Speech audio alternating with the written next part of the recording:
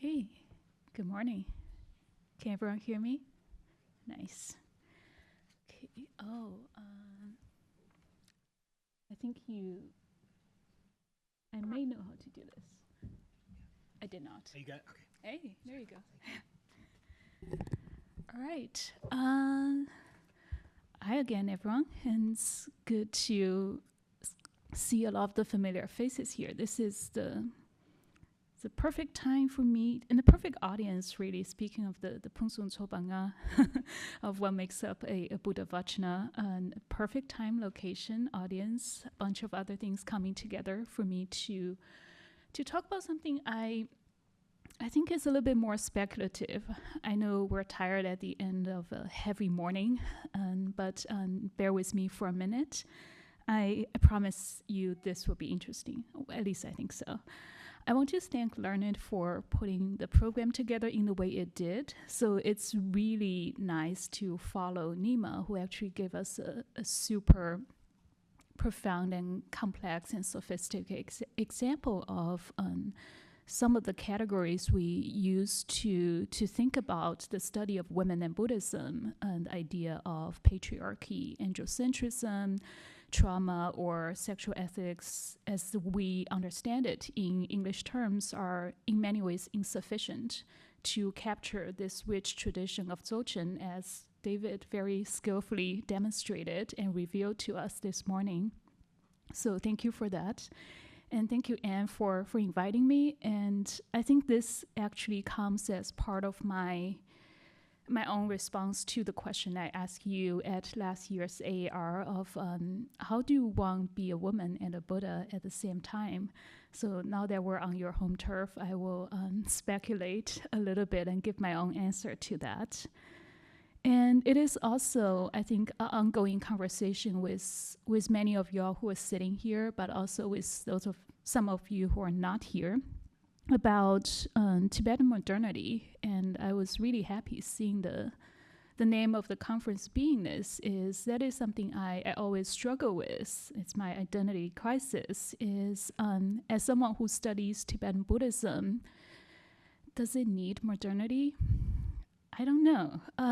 So I like to think about this, and we'll see if you get on board with me, is that I don't think it's not so much as Tibetan Buddhism needs modernity, it'll improve its condition of existence, but rather than we as self-designed modern people need to actually enrich ourselves using Tibetan lives, traditions, and thinkings. And that's how I interpret the theme of the conference of Dzogchen and Tibetan modernity.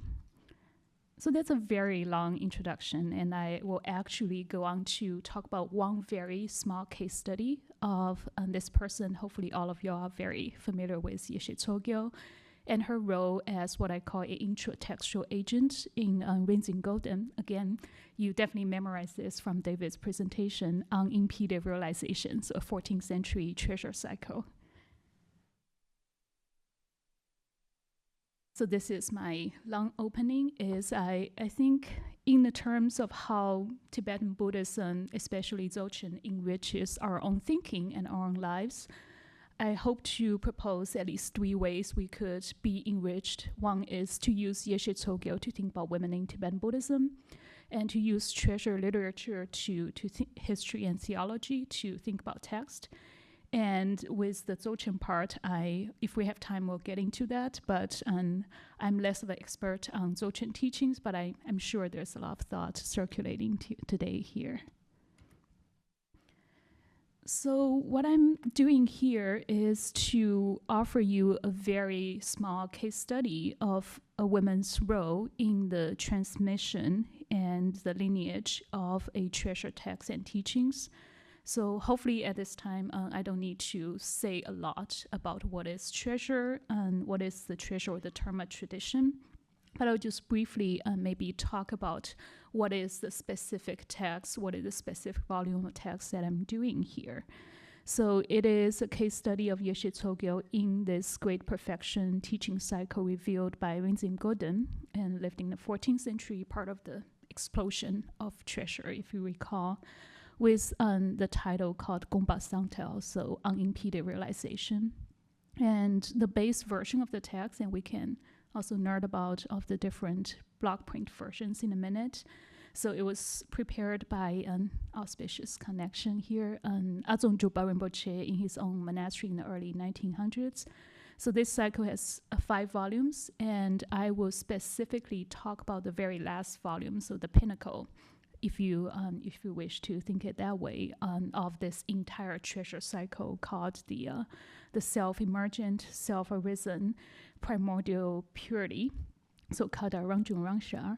So it is mostly, intriguingly, consists of primarily conversations. So many of the texts are of the genre called Shulin, between various enlightened figures. So Vimalamitra, and Sri Simha, Pamasambhava, Yeshe Tsogyel, and King Chisung Dezen, and so on. And most of these question and answer sessions appear between Pamasambhava and his various disciples. And the disciple that makes the most frequent appearance is Yeshe Tsogyel. And I should also mention here, the expert on Rigdzin Gödem is not me here, but our colleague Katerina Tibetan at University of Virginia, who has done a brilliant dissertation on this very revelation as well.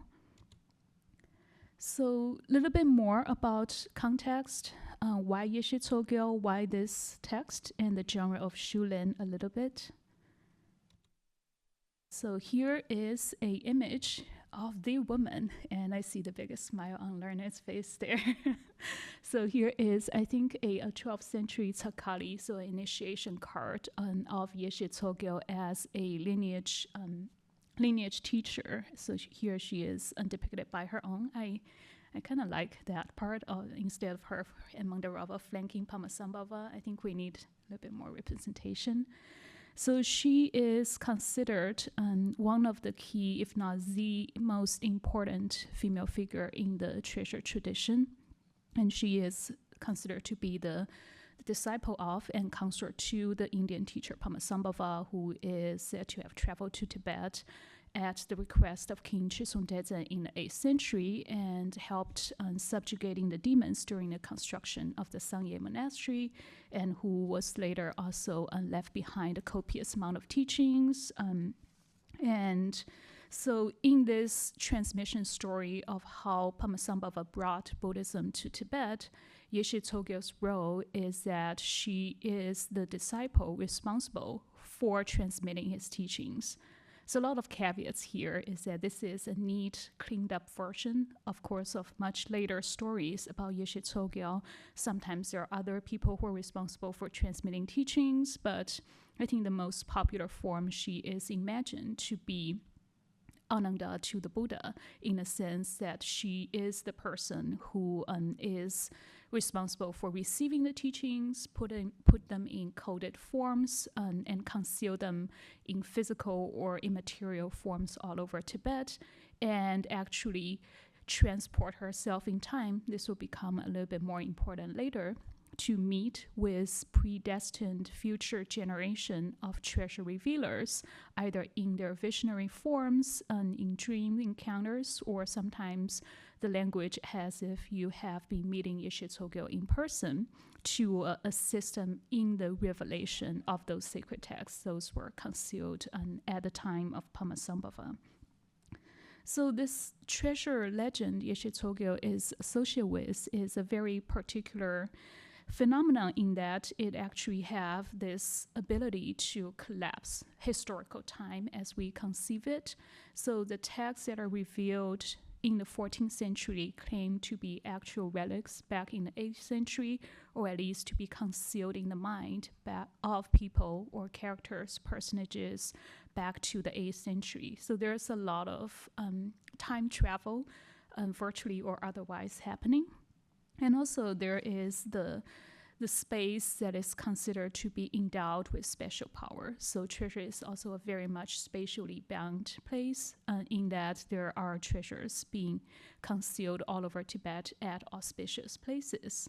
So I'd like to think of this tradition as very much a distinct imagination of space and time that we can use to think and to enrich ourselves.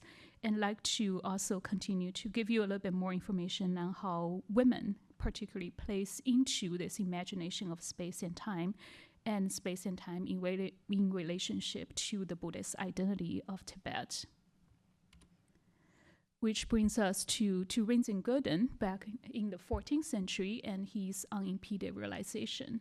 So here are just two references to the brilliant PhD by Katerina Tibetan and one of her articles. So if you would like to read more about him, here are some references. But I'll just very briefly mention that he is one of a very influential figure in the history of Terma, especially as the founder of the Chanter or the Northern Treasure tradition. So the unimpeded realization is one of the later revelation by him and discovered in 1366 in this place called the Duju Bongja. So literally a mountain that looks like a heap of poisonous snakes. And snakes will make a reappearance a little bit later. So spoiler alert, it's kind of important to the textual tradition as well. And the very last volume of this text, as I just mentioned briefly, consists of mostly conversations. And it is this specific type of genre that I find really interesting. It is conversations between Padmasambhava and disciples in the 8th century, but has been revealed in that intimate conversation format, which Sarah actually has gave a whole keynote on about, I think, a couple years back in Bergen and have later been published in Revue de Tibetan. So if people are interested, I think that's definitely one way to think about conversations in Tibetan studies. So this is the person, Yeshe Tsogyel, and the text, unimpeded realization that we're talking about. And just very briefly to kind of talk one more word about Shulen or Jilen, this specific genre of question and answer text. So they appear in the format of Buddhist sutras. If you remember, any Buddhist sutra, thus have I heard, the Buddha was residing at a place. There was a retinue around him. There was a time and there was a question being raised or someone who asked the Buddha a question. Buddha says, good question. Let me explain that in 45 pages. And in the end, there is the rejoice of the retinue and the commit of that teaching in writing at a later time. So a lot of Buddhist scriptures, if you look at the narrative framework of it, is constructed in dialogue forms. What I would like to say is that the treasure Shulen function actually takes up the format of Buddhist scriptures and actively trying to construct Padmasambhava as the second Buddha. So many of you are expert on reading a lot of those Shulen texts, and you will recall there is usually a narrative section at the beginning of those Shulen texts saying that Master Padmasambhava was invited to Tibet and he gave such and such teaching, he lived at this place. And maybe at that point, some disciple asked a question or someone requested teaching, and Padmasambhava responded with said teaching. And that concludes the Shulen text. So I think there's an intentional adoption of the sutric, if you will, conversation format in both formally making those canonical texts, but also to form a identity. So we're talking about the character and the narrative here of Padmasambhava as someone who is actually ascending to the level of the Buddha who is giving the teaching, so as an enlightened figure. And I have an article that is forthcoming talking specific about Shulen, so I will kind of skip ahead and do it elsewhere. So this is the table of contents. I promise you this might not be the most wordy slides, but it's close. We're going to get into just for the next couple minutes. So this is give you an idea of how Yeshe Tsogyel plays into this text. In the table of contents, what you'll see is the texts that are highlighted in yellow are the texts that are not in conversation format. So you have the key points, usually like a short introduction text, and then you have the supplication, the insertion of a wisdom empowerment. But with those three exceptions, majority of texts in this volume are taken in the form of either dialogues between Padmasambhava and various disciples, so Yeshe Tsogyel.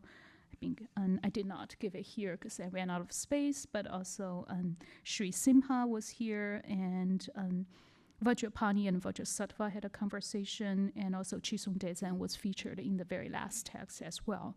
So there's also a lot of Shechen, so in terms, sorry, not Shechen, and point out instructions. So a lot of also first person in instructions or advice coming from Padmasambhava. So this is, again, a very conversation-heavy format that you can see that is really the focus of this volume. And another thing I like to highlight is that also very interesting, there's a lot of intra-textual self-reference that is happening within this volume. And one thing you could see is that in this one text, as you go back here, it's kind of in the middle, right after the supplication text. So think of that as introducing this whole volume into its narrative format. And what happens in this text called Key Points of the Dialogue coming from the East Conchal Treasury is that you can see the introduction here, so the narrative setting of Padmasambhava residing at this place. Something happened to Yeshe Tsogyel. So one night, deeply immersed in her dream, she dreamed that on the side of a massive rocky mountain, a boy with a body of light, presumably Padmasambhava, was sitting on a throne of precious jewels. He was surrounded on all sides with brilliant flower stalks of various color. Tsogyel was very happy and set to walk there. She went there and encountered a fearsome large snake. Remember the pile of snake rock, and Rigdzin Gödem discovered the treasure. So I think this is allusion to the location of discovery as well. So then she was scared and become unconscious. And as any good disciple will do, Yeshe Tsogyel continued to ask Padmasambhava what happened, what is with this experience. So he kind of followed with an explanation, a teaching on the emptiness of the external world and sentient beings inhabiting it. And then in the end, Yeshe Tsogyel received a full set of teaching, 10 altogether. And as you will see here, there is a list of teachings at the end of this text. I will not read all those titles, but I would like to just show you. I promise you this is the most worthy slide, a side-by-side comparison of the table of contents in the Azong version, as you have just seen, and of the 10 texts that is actually listed on the key points, the Eastern Conchal Treasury. So what you see happening here is that the first text within this cycle is actually referencing and giving a narrative framework that is containing the subsequent 10 texts that will be introduced in this cycle. And I have color-coded them so you can see they actually do align in terms of order. And again, there are a few texts that are not mentioned here, so I have bolded and underlined them. So there are the supplication texts, there are the scene setting texts, the text we're just reading. Obviously, it's not in there. And then there's the 10 steps of profound key points, another conversation text that for some curious reason was not included. So I think one thing we could do is to go back to the other versions and see if that was a later addition. I have not got the time to do that, I got to admit. But also just to say that this is a very interesting kind of interpolation of seeing the self-reference of text within an entire treasure cycle. And let me see. So here is what I wanted to propose is for us to think a little bit about what is happening here with Yeshe Tsogyel and how does she appear in this treasure cycle. We only very briefly have time to look at. So one thing is to look at her role both within, in between, and kind of outside of individual treasure text. So in a text that coming from the East Conchal, the revelation narrative of the Kada Rangjung Rangshar, what we see is that she appears within the text. She was a disciple. She was having a difficult experience in her dream. She asked for interpretation from the teacher. She received the teaching. So there is that narrative of her. But she also interpolates into all of those teachings because she was a supposed recipient of all of those 10 texts that we were looking at a minute ago. And her presence actually goes into those texts as the person who's responsible for the transmission of the text. She also, and taking one more step back, going outside of the entire treasure text and to think about the revelatory process, is that, as I mentioned a moment ago before we get into the revelation, is that she is also the Dakini in many cases responsible for introducing the coming together of this treasure vision and for ensuring that the decoding, the discovery, decoding, and rewriting of this treasure text into intelligible language takes place. So she's doing a lot of work here, and I think in two ways, this is where I kind of wrap up here. Thank you. This is also in two ways, this is how I think about what can we learn. Again, going back to Anne's question of what do we do with this, and what does this have to do with modernity? All of this super interesting, and well, you see a woman doing a lot of work within the treasure text tradition, and you also see her doing actually works that are usually considered to be critical in the existence and in the authentication of treasure texts proving themselves to be legitimate translations and to be an authentic Buddhist scriptures. But also, and just to indulge with me for 1 second. There's a lot of emotion going on there. She was happy, she was scared, she became unconscious. Those are not generally features you associate with enlightened figures.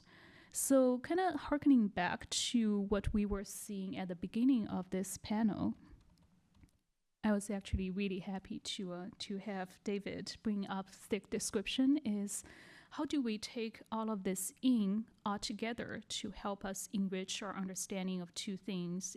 One is what does a text do in Tibetan Buddhism, and second is what is the role of women in this rich tradition? So this is the time, because I don't want to be the person standing between you and lunch, I will be throwing out a series of basically speculative remarks and questions. So hopefully that'll be food for thought a little bit later on. Let me move this here. So here's my socio-historical questions is to think about what about Yeshe Tsogyel's role in the life and other writings of Rigdzin Gödem? Too bad we don't have Katarina here to answer that. But we may have learned it as first person to go in the afternoon to talk more about Yeshe Tsogyel in the lives and writings of Ajahn Juba, and how did that connection and the collapsing of historical time take place. And to also rethink two different things is women's role in the transmission of Tibetan Buddhism. How do we make sense of this emotions or supposedly less enlightened aspect being brought up in a text that is constructing an enlightened world? Going back to Anne's question, how to be a woman and be a Buddha at the same time. Could Yeshe Tsogyel serve as a role model for us to address this kind of inconsistency or contradictions that we see conditioning female lives? And to rethinking the way to read treasure texts and textuality is how do we make sense of a text that claims to transcend spatial and temporal constraints? And how do we make the profound intersubjectivity that is happening there? Is treasure text claim to be revealed? So there is a problem authorship. But then there is also the problem people repeatedly re-inhabiting historical personas, people repeatedly re-inhabiting the subjectivities of people of the past. And how do we make sense of that? And how does that enrich our own level? And another last thing is how do we make sense of this literary world that is being constructed, a text that is actually doing a lot of things. It's authenticating, it's narrating, it is ritual, it is teaching, it is practice. And our neat categorization seems to be kind of restraining the function of the text, or especially the social religious function of text a little bit. So how do we make sense of that wisdom world that we're being invited in the treasure revelation, and how do we actually, what is the best way to approach it? So as promised, lots of questions, not necessarily answers, but thank you very much for listening.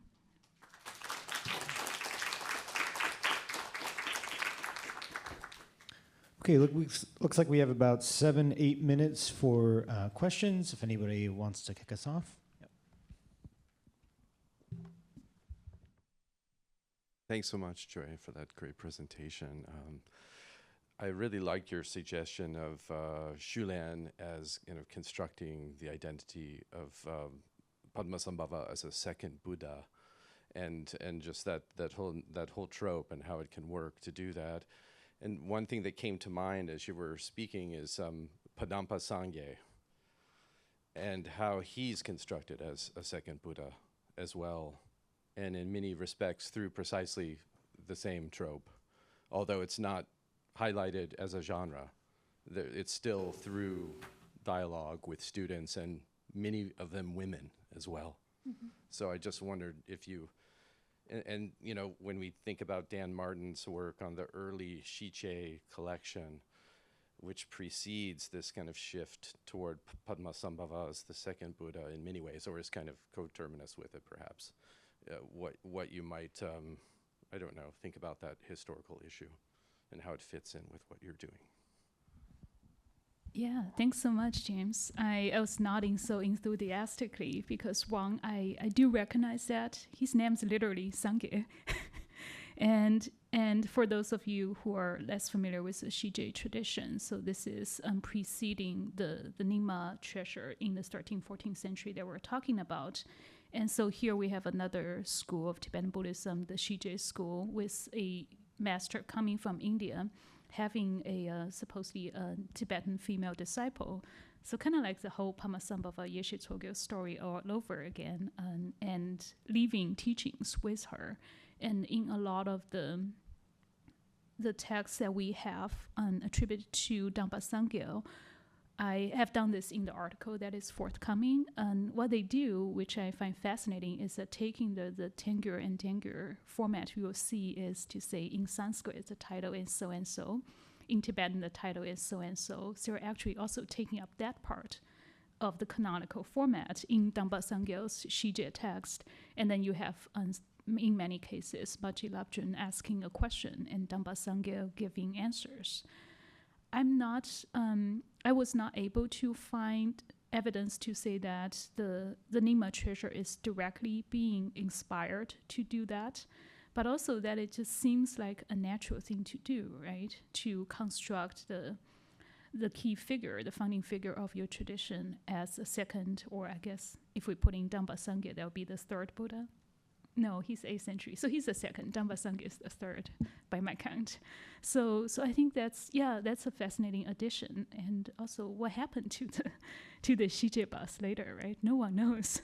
And maybe they could have become another equally interesting tradition where they have this model of constructing scriptural authority through formal features, but also through kind of inhabiting Indic personages that is traveling to Tibet at this time. But yeah, thanks so much. I need to go back and see actually if there's more evidence I can find.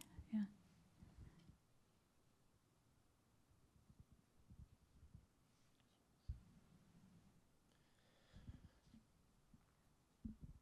Hi. I wanted to comment on the question that you asked about how thinking of women's role and how like animations and rebirth and also the embodiments of past identities might also have limitations, or sometimes has this expectations of what one can become and one's role in transmission. And I want to respond to it relating back to what David was talking about earlier about all the identity and terms being labels, but also not being able to completely encapsulate the complexity of all of those lives. And also going back to the beginning of the talk when we talked about the old grounds, about the flattening of all the complex, and also have the potentiality, not being able to, like the ground is not like flattening all the possibilities. And I think that's something to also consider, like they are new transmission, they are new transformations of the old traditions. And how does that adding on to the complexity, but also breaking apart the expectations and roles, and yeah. Yeah, wow.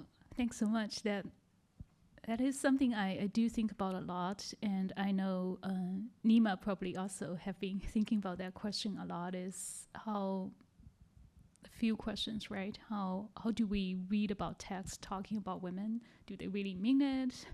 How much do men know about women?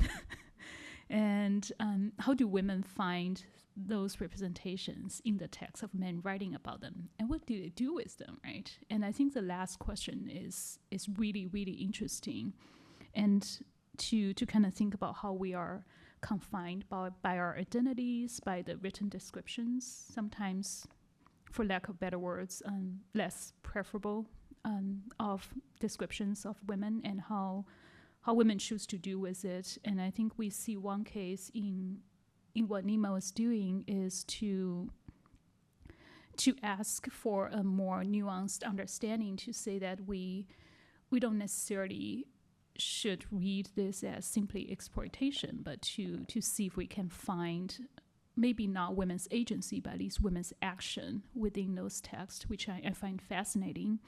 And in my own work, I also think of how kind of more of my other trajectory of my work is a lot of ethnographical research with Tibetan Buddhist nuns, and Genbema here probably will talk a lot more and know a lot more about that than I do, is how contemporary Tibetan Buddhist women choose to interpret those very sometimes limiting identities, and how they take on their own theological exploration of not just Dzogchen philosophy, but also just a general Buddhist history of women's presence and women's representations.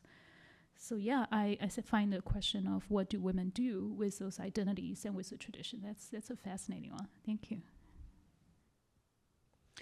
Well, thank you. I think that takes us to our time. So we'll be back at 2 o'clock. We're headed out for lunch now, hour and 15 minutes. And thanks for everybody for participation.